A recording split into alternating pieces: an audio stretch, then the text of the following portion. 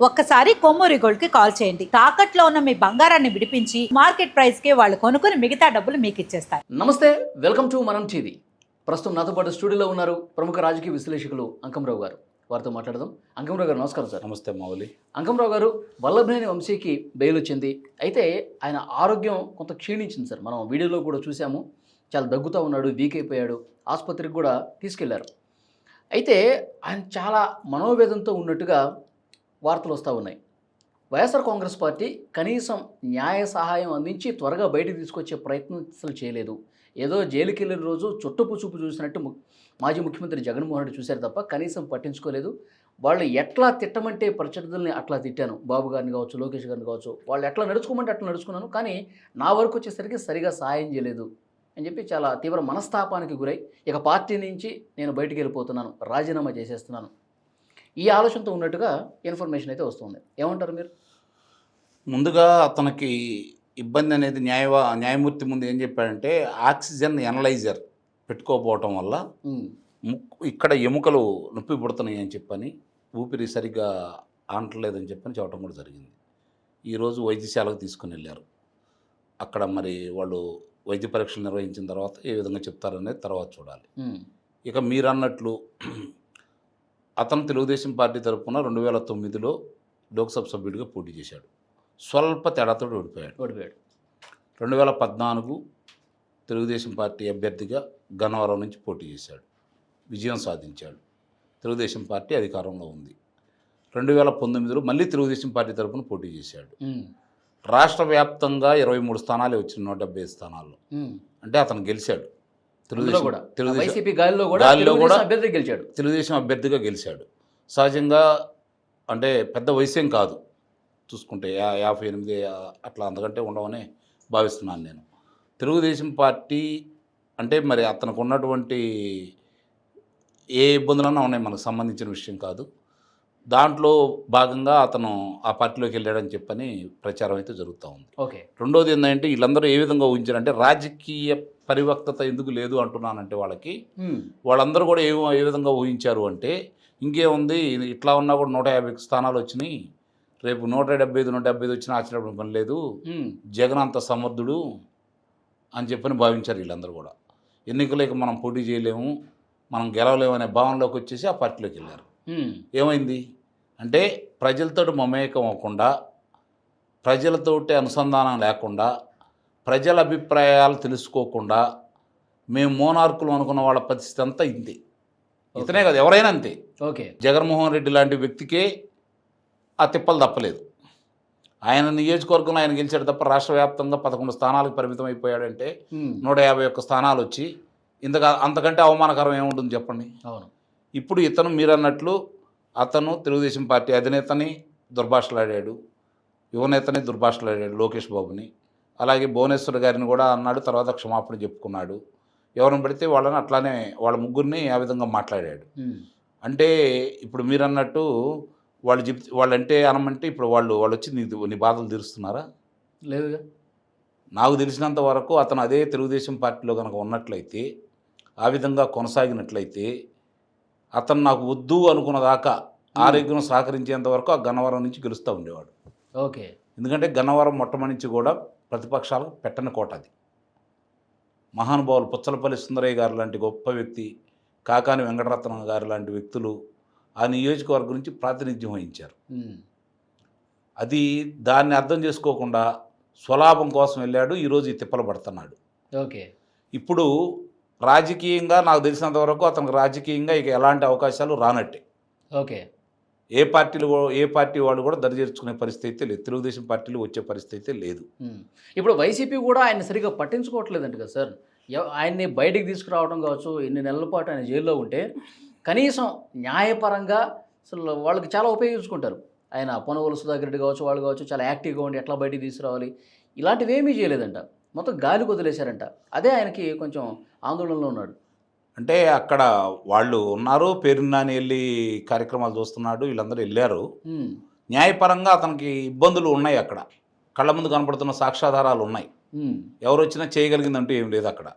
దానివల్ల ఇప్పుడు సత్యవర్ధన్ దాంట్లో అతనికి బెయిల్ రావడం కూడా జరిగింది. అతనితో పాటు ఇంకో 4గురికి బెయిల్ ఇచ్చారు.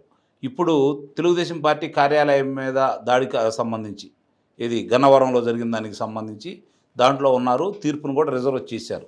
ఓకే. రేపు దాని గురించి ప్రకటిస్తామన్నారు. మరి న్యాయమూర్తి ఏ విధంగా ప్రకటిస్తారో చూడాలి. ఓకే. ఇక్కడ సత్యవర్ధన్ దాంట్లోనే అతను వెలుసుబాటు రావడమే కొంచెం విచిత్రంగా ఉంది. అక్కడ అంటే న్యాయపరమైనటువంటి ఇబ్బందులు అతనికి ఉన్నాయి. ప్రత్యక్షంగా అతను కొన్ని కార్యక్రమాల్లో అతను వాళ్ళ తెలుగుదేశం పార్టీ కార్యాలయాన్ని దహనం చేసిన కావచ్చు, వాళ్ళ కారుల్ని దహనం చేసిన విషయంలో కావచ్చు, తెలుగుదేశం కార్యాలయాన్ని విధ్వంసం చేసిన దాంట్లో కావచ్చు, వీటికి సంబంధించి అభియోగాలు అతని మీద పూర్తిగా ఉన్నాయి. ఓకే. రెండవది ఏంటంటే ఇవే కాకుండా నియోజకవర్గంలో కొన్ని అసాంఘిక కార్యక్రమాలకి కబ్జాలో కావచ్చు, లేకపోతే దౌర్జన్యంగా లాక్కోవడం కావచ్చు, రకరకాలుగా మరి చెరువులో మట్టి తోలాడన్న ఉదంతం కావచ్చు, అతని మీద అభియోగాలు అయితే ఉన్నాయి. అట్లాగే అక్రమ పట్టాలు ఇచ్చారని చెప్పిన అభియోగం కూడా ఉంది. అవును. ఇంకా ఉన్నాయి. అతని మీద పీటీ వారెంట్ కూడా ఉంది. ఓకే. వీటన్నిటి విషయంలో ఇప్పుడు ఆరోగ్య పరిస్థితి దృష్ట్యా న్యాయమూర్తి ఈరోజు అతనికి వెలుసుబాటు ఇవ్వడం కూడా జరిగింది. మరి రేపు 16వ తారీఖు నాడు ఏ విధమైన తీర్పు వస్తుందో మనం అయితే చూడాలి. ఒకటి మాత్రం ఈరోజు యావత్ ఆంధ్ర రాష్ట్ర ప్రజలు ఎవరు కూడా అతని గురించి పట్టించుకోవట్లేదు అనేది కూడా వాస్తవం. ఓకే సార్, ఒకవైపు తన సొంత పార్టీ మీద ఆయన తీవ్రంగా అసంతృప్తితో ఉన్నాడు. మరోవైపు ఈ కేసుల భయం, ఇప్పుడు మీరు చాలా కేసులు చెప్పారు, అవన్నీ కూడా ఒకదాని తర్వాత బయటకు వస్తాయి. ఈ కేసుల భయం ఈ నేపథ్యంలో వైసీపీని వదిలించుకుంటే మంచిదనే భావనలో ఆయన ఉన్నాడు. ఒకవేళ రాజీనామా చేస్తే ఏంటి పరిస్థితి? మరి తన మిత్రుడు కొడాలి నాని ఎంతవరకు ఆ రాజీనామా పట్ల సానుకూలంగా ఉండే అవకాశం ఉన్నట్టు ఒప్పుకుంటాడు ఆయన? ఇప్పుడు ఆయన పరిస్థితే గమనిగోచరంగా ఉంది. ఆయన రాష్ట్రంలోనే లేడు. ఓకే. కొడాలి నాని అనే వ్యక్తి. ఇప్పుడు అతను నమ్ముకొని ఇతను వెళ్ళాడా, ఇతను నమ్ముకొని అతను ఉన్నాడా అనేది చూస్తూ ఉంటే మనకి అతను నమ్ముకొని ఇతనేం వెళ్ళలేదు. కొడాలి నాని ఏదో చేస్తాడు, కొడాలి నాని రక్షిస్తాడు అని చెప్పని వెళ్ళలేదు. ఇందాక నేను చెప్పినట్టు మళ్ళీ ఏదైనా తగ్గినా కూడా 10-20 సీట్లు తగ్గినా కూడా జగన్మోహన్ రెడ్డి అధికారంలోకి వస్తాడు అని అనుకున్నారు. మనకు ఎలాంటి ఇబ్బంది ఉండదని భావించారే తప్ప ఇలాంటి పరిస్థితుల్లో జగన్ రెడ్డి పాలన ఎలా ఉంది, దానికి ప్రజలు ఈరోజు తీవ్ర ఆగ్రహంతో ఉన్నారు. ఆ ప్రభావం మన మీద కూడా కనపడిద్దని అందుకే నేను అన్నది, ఆ ప్రభావం మన మీద కనపడిద్దనే ఆలోచన లేదు. ప్రజల యొక్క ఆలోచన తెలుసుకోవడంలో వీళ్ళు విఫలమయ్యారు. ఓకే. మా మాట ప్రజలే నాలే తప్ప ప్రజలు మాకు చెప్పేది ఏంటి, ప్రజల ఆలోచన మేము ఎందుకు పట్టించుకోవాలి, మేము చాలా బలవంతులమి, ఆనాడు వ్యతిరేక గాలిలోనే నేను గెలిచాను ఇక్కడ, కాబట్టి రేపు జగన్మోహన్ రెడ్డి అనుకూలంగా అంటే ఇంకా బాగా గెలవచ్చు, రెండోది ఇలాంటి ఇబ్బందుల నుంచి తప్పించుకోవచ్చు, జగన్మోహన్ రెడ్డి అలాంటివన్నీ రక్షిస్తాడు కదా, ఓకే, దాన్ని ప్రోత్సహిస్తాడు కదా, కాబట్టి మనకి ఎలాంటి ఇబ్బంది ఉండదని చెప్పి భావించాడే తప్ప రాజకీయ జీవితాన్ని గురించి ఆలోచించాలి అతను. ఓకే. అందుకనే అంటారు రాజకీయంలో హత్యలు ఉండవు, అన్ని ఆత్మహత్యలే అని చెప్పని. ఓకే. ఇప్పుడు ఎవరు అవతరాల గురించి అసలు ఎప్పుడు రాజకీయాల్లో నిందేయకూడదు. మనం ఏం చేస్తున్నాం ఏంటనేది దాని గురించి ఎప్పుడైనా పట్టించుకోవాలి. ఓకే. మనం ఉన్న పార్టీ ఎలాంటిది, మన ప్రవర్తన ఎలాంటిది, మనం ఏం చేస్తున్నాం, మనం శాసనసభ్యుడిగా గెలిచిన తర్వాత నియోజకవర్గానికి ఏం చేశాము, మన గురించి ప్రజలు ఏమనుకుంటున్నారు, ఓకే, ఇలాంటి ఆలోచన ప్రజలంటే భయం ఉంటే ఓకే ఏ రాజకీయ నాయకుడైనా జీవితాంతం నాయకుడిగానే ఎదుగుతాడు. సార్, వల్లభనేని వంశీ గారు, ఇప్పుడు మీరు ఇంతకుముందు అసాంఘిక కార్యక్రమాలు కావచ్చు, దౌర్జన్యాలు, దోపిడీలు, గుండాయిజం ఇదంతా పక్కన పెట్టేస్తే రాష్ట్ర ప్రజలు ఆయన్ని ఎక్కువగా చీకొట్టింది మాత్రం చంద్రబాబు గారి ఫ్యామిలీ గురించి నిస్సందేహంగా, అందులో అనుమానం ఏముంది, అదే అతని పతనానికి పునాది. ఓకే. ఇప్పుడు వైసీపీకి రాజీనామా చేసి తెలుగుదేశం పార్టీతోనే నేను ఎక్కడైతే ట్రావెల్ అయ్యానో మళ్ళీ వాళ్ళ దగ్గరికి వెళ్తాను, బాబు గారి కాళ్ళకు నమస్కారం చేసి నన్ను క్షమించండి, నేను మీ పార్టీలోకి మళ్ళీ వస్తాను చేసిన తప్పుల్ని అంటే కనుక యాక్సెప్ట్ చేసే పరిస్థితి ఉందా లేదా? ఇట్టి పరిస్థితిలో ఉంటుందని అయితే నేనైతే భావించట్లేదు.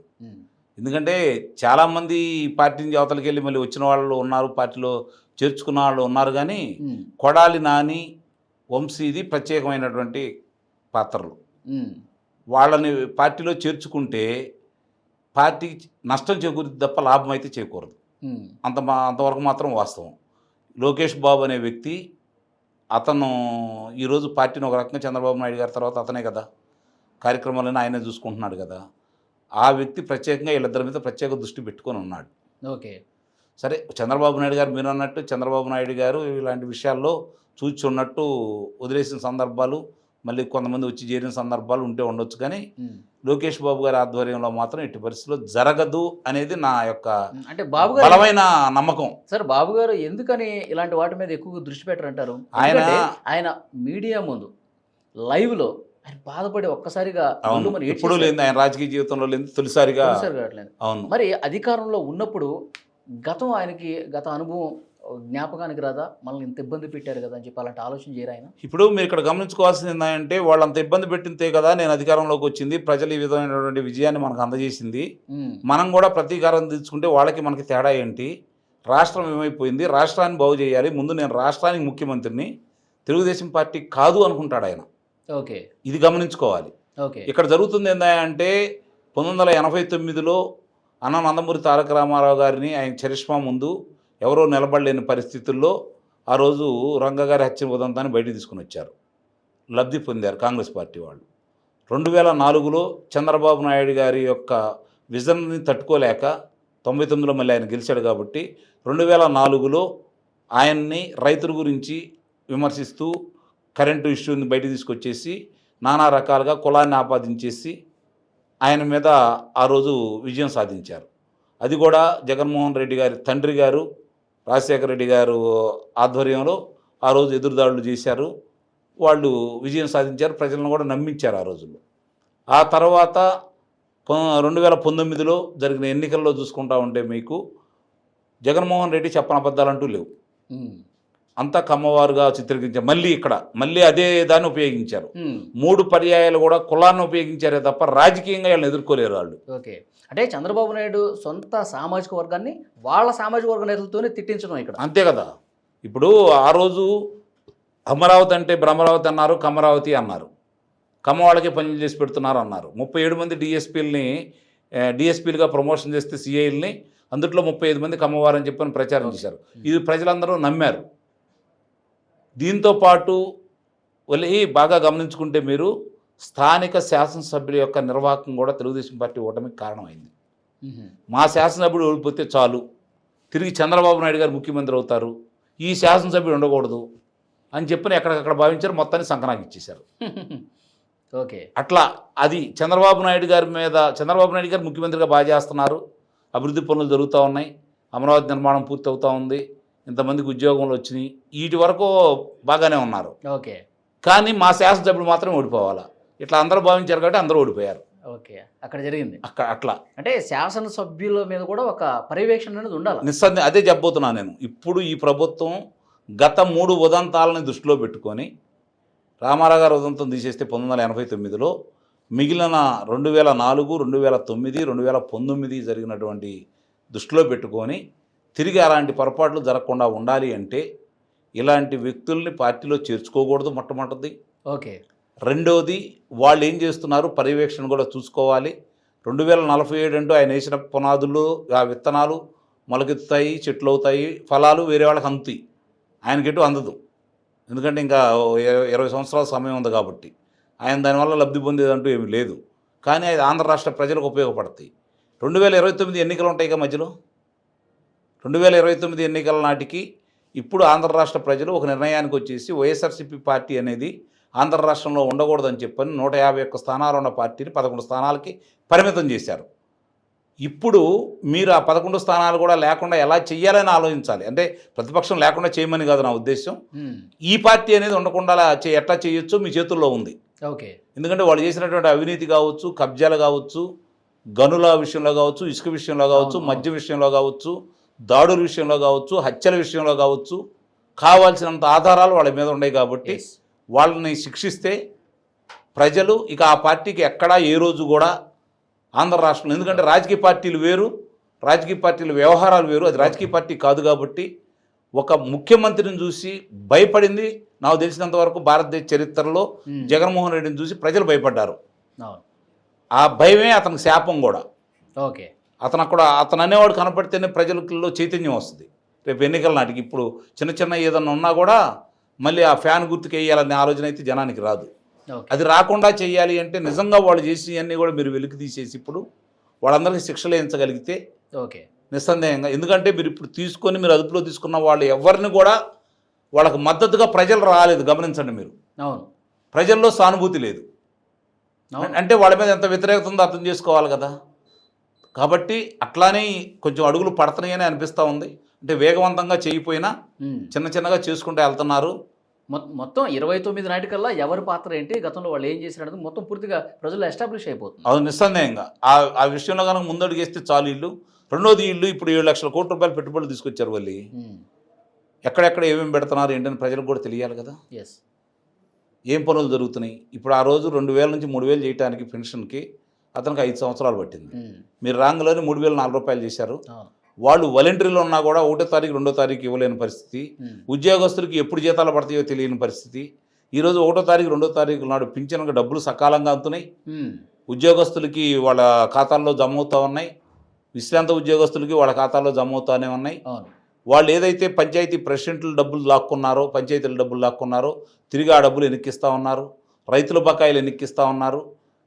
మీరు చెట్టు కార్యక్రమాలకు సంబంధించి ఆ బకాయిలను కూడా ఈరోజు మీరు తీర్చడానికి ముందుకు వస్తూనే ఉన్నారు. ఇట్లా ముందుకెళ్తా ఉన్నారు. ఇవన్నీ ప్రజలకు తెలియాలి. ఓకే, వాళ్ళు చేసిన అకృత్యాలు చేయాలి, మీరు చేస్తున్నటువంటి మంచి పనులు చేయాలి. ఓకే, ఇప్పుడు 7 లక్షల కోట్ల రూపాయలు పెట్టుబడితో రమారమే 5 లక్షల మందికి ఉద్యోగ కల్పన జరగబోతా ఉంది. 2 రోజులకు ఒక కొత్త పరిశ్రమను తీసుకొస్తా ఉన్నారు. ఇది ప్రచారం చేయకుండా వాళ్ళు అడ్డుకట్టలు వేయడానికి చాలా ప్రయత్నాలు చేస్తా ఉన్నారు. ఓకే, కాబట్టి ఇవన్నీ కూడా ప్రజలకు తెలిసే విధంగా మీరు ప్రజల్లో తీసుకెళ్ళాలి. ప్రభుత్వం చేసే పనులన్నీ కూడా ప్రజలకు తెలియజేస్తూ ప్రజలకు మేలు చేసేవి మాత్రమే తెలిసేటట్టు చేయండి. ఓకే, అలాగే ఇలా అరాచకాల గురించి కూడా జనానికి తెలియజేయండి. అట్ ద సేమ్ టైం మీ యొక్క శాసనసభ్యులు ఏం చేస్తున్నారో కూడా పర్యవేక్షణ చేయండి. ఇప్పుడు వాళ్ళ పార్టీలో ఎవరైతే దారుణాలు చేశారో వాళ్ళని మళ్ళీ దరి చేరనేయకుండా చేయాలి. ఇప్పటికీ కొంతమంది శాసనసభ్యుల దగ్గరికి ఆ రోజు ప్రజలను ఇబ్బంది పెట్టిన వాళ్ళు, ప్రజలను దోచుకున్న వాళ్ళు ఇంకా కొంతమంది శాసనసభ్యుల దగ్గరకు వచ్చి ఈ పార్టీలో వచ్చేసి ఇంకా వాళ్లే పెత్తనం చేస్తున్నారనే భావన చాలా నియోజకవర్గాల్లో ఉంది. దానికి అడ్డుకట్ట వేయండి చాలు. Thank you very much sir. Thank you.